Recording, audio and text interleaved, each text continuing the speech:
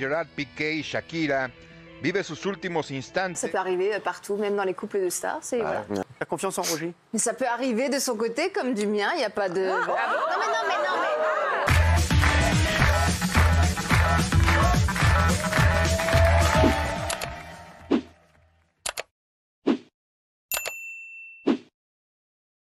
Bon, c'est la première fois que je le rencontre et je voulais le rencontrer depuis très longtemps. C'est Patrice Evra qui est avec nous. Merci, Patrice. Merci,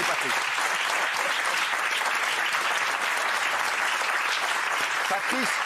Patrice, je l'ai dit tout à l'heure, c'est vrai qu'il avait une intelligence sur le terrain qu'on retrouve dans la vie. Voilà, c'est vrai qu'il y a... Non, mais c'est vrai, sur le terrain, c'était un monstre et une intelligence incroyable dans ce qu'il faisait. Et on le retrouve la même chose dans la vie et dans son livre, Patrice Evra, I Love This Game. Alors, vous commencez le livre par évoquer pour la première fois publiquement avoir été victime d'agressions sexuelles et d'un viol. C'est le directeur de l'école dans laquelle vous logez qui vous agressait sexuellement toutes les nuits. Vous dormiez à l'école, ça devait être un cauchemar pour vous, Patrice. Ouais, ben ça paraissait parfait, puisque voilà, j'avais plus besoin de prendre 2 trains et me réveiller à 5 h du matin. Donc ce monsieur, voilà, il me faisait à manger, et je pouvais jouer à la console, à la Nintendo à l'époque. Mais voilà, chaque soir, c'était une bagarre. C'était une bagarre tous les soirs.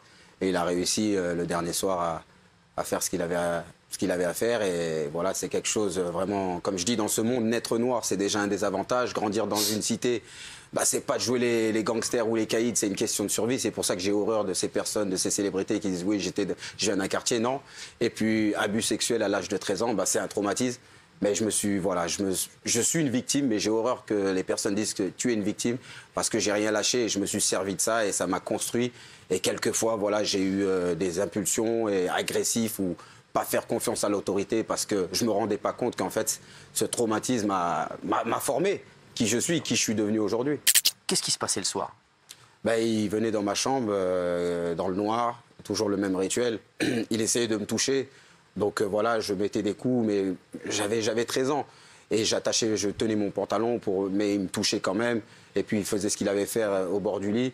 Et j'ai même carrément un jour pris les lacets de mes chaussures et attaché autour de ma taille, c'est ce que je dis en détail. Ça, et puis voilà, après. Vous attachez les lacets à votre pantalon pour pas que le directeur vous le baisse. Voilà, exactement. Et puis après, voilà, j'explique en détail dans le livre ce qu'il a fait. Et je veux rajouter aussi, à l'âge de 24 ans, je me suis senti comme un lâche. Parce que la police m'a contacté et m'a dit, monsieur Evra, écoutez, on a des plaintes avec ce monsieur et on sait que vous avez dormi chez ce monsieur. Et j'ai dit non. Et après, bon, vous êtes sûr? Et j'ai dit non parce qu'en fait, c'est pas une question de honte, mais tu as tellement envie d'effacer ça. Et quand j'ai raccroché, ben voilà, j'ai vécu toute cette vie avec ce poids. Et ma femme Margot, maintenant, qui me disait, mais Pat, il y a un problème, tu es un super gars, mais quand tu t'énerves, c'est profond. C'est vraiment, tu as les yeux, tu as envie de tuer, tu as une colère.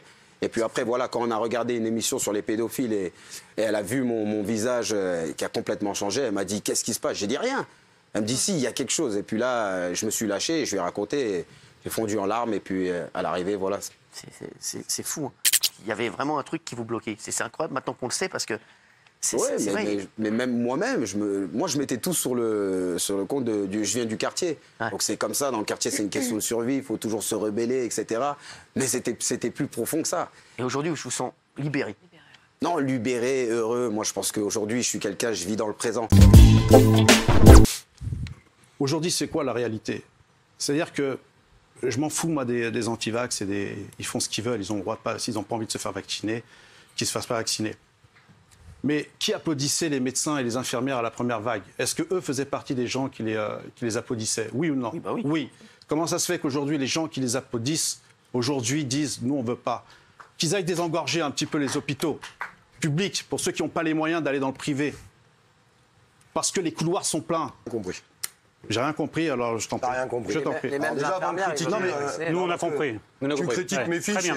Venant d'un misogyne, franchement, ça m'embête un petit peu quand même. Non, je te le dis, on sait, si, t'inquiète pas, on a ce qu'il faut là-dessus. Non, mais si, parce que je fais ce que je veux, si j'ai envie de prendre des fiches, je prends des fiches. C'était juste ce que j'avais à dire. Maintenant, en fait, le problème, tu l'as... Non, mais je parle comme je veux, à l'attention que je veux. Merci. T'as pas à me dire ce que je dois faire. On n'est pas sur la télé-réalité, on est chez Cyril Hanouna, là.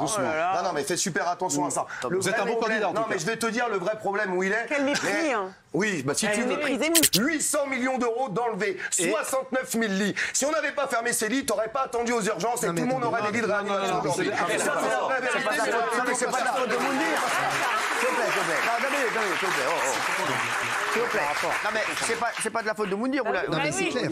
C'est pas de sa faute. Ah mais si, parce qu'il est en train de dire que c'est de la faute en fait des autres, mais jamais on met en considération les gens qui malheureusement ont sabré l'hôpital. C'est pas ce qu'il a dit, Moundir. C'est pas ce qu'il a dit. Moundir, s'il vous plaît. En tout cas, en parlant de personnage, tu ferais un excellent candidat de télé-réalité. Je lance ma émission, je le prendrai en premier. Quand je vois le niveau, sincèrement, ça m'intéresse pas.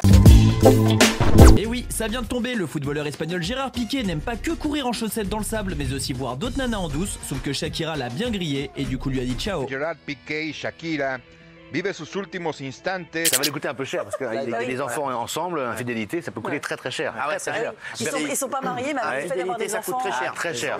L'infidélité, attention. Si vous êtes marié, qu'est-ce qu'il veut? Alors, il est immensément riche parce qu'il a son salaire de footballeur et il a aussi une société qui s'appelle Cosmos qui gère des tas d'événements sportifs. Donc ça va lui coûter très cher. Elle est partie à Ibiza avec les 2 enfants et on dit que ça fait plusieurs mois en fait qu'ils sont plus vraiment ensemble. Et lui, il sort toutes les nuits parce qu'elle n'a pas supporté avec les jeunes de Barcelone. Il est peut-être boulanger. Tu vois.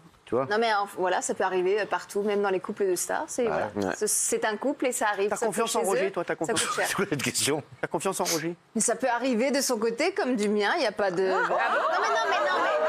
ça peut arriver. Non mais attendez.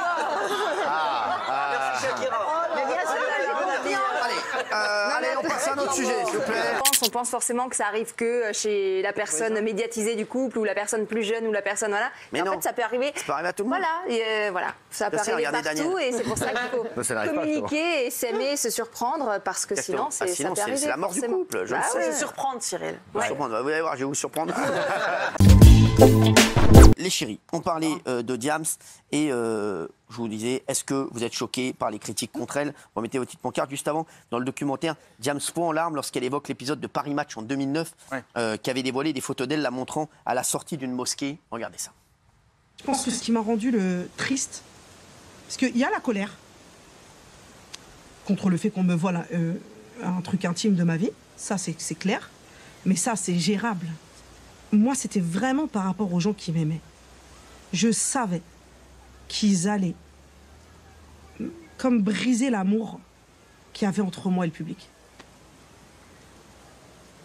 C'est vraiment ça qui m'a fait mal. Je suis très choqué parce que ce qu'on lui reproche, c'est de porter le voile, d'être musulmane et de faire du prosélytisme. Or, elle ne le fait jamais. Elle raconte son histoire parce que, comme elle l'explique, son histoire allait lui être volée. Elle parle d'une manière linéaire, elle ne s'apitoie pas sur elle-même. Je trouve son interview et le documentaire très bien et je ne comprends absolument pas ses critiques. Si quelqu'un allait faire une retraite dans un monastère, un catholique dans un monastère, on dirait c'est formidable. Parce qu'elle porte le voile, on la critique, c'est absurde. Alors, elle parle aussi de ses souffrances psychologiques. Elle a également évoqué son internement en clinique psychiatrique en 2008. Et je me souviens que depuis la clinique, j'ai recommencé à me faire du mal, en fait. Et quand les infirmières et les gens ils ont vu ça, ils ont dit non, ça y est, stop. Et là, ils m'ont éteint. Ils m'ont éteint.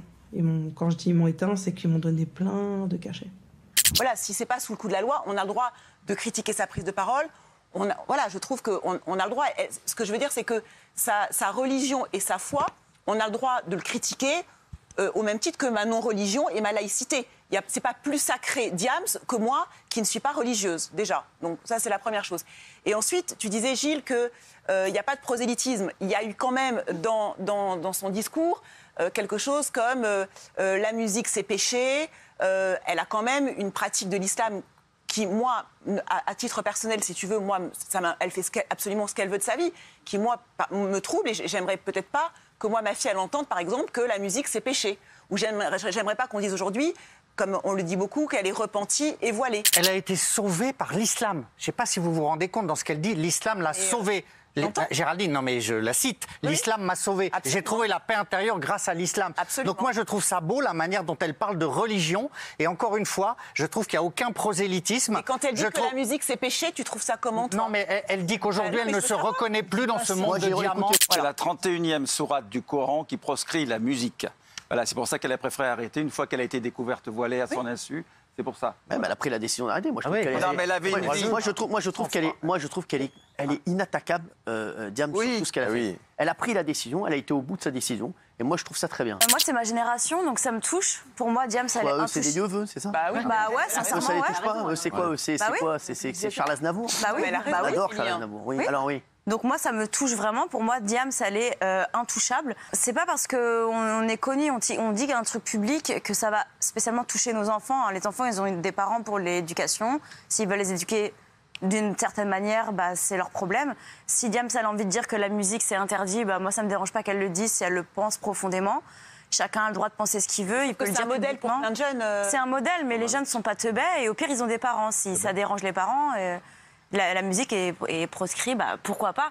Après, moi, ce que j'aurais aimé, c'est qu'elle le dise plus tôt. Voilà. Nous, on aurait aimé plus d'explications plus tôt. Alors, on est hyper content qu'elle le fasse si tardivement, et c'est son choix.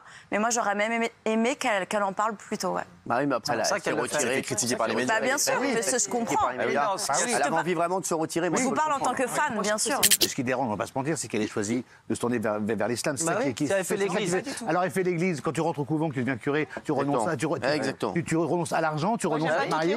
Non. Et tu dis c'est mal de trouver une solution dans la religion. Si elle, ça l'a permis de vivre mieux. Mais tu peux pas dire que c'est mal.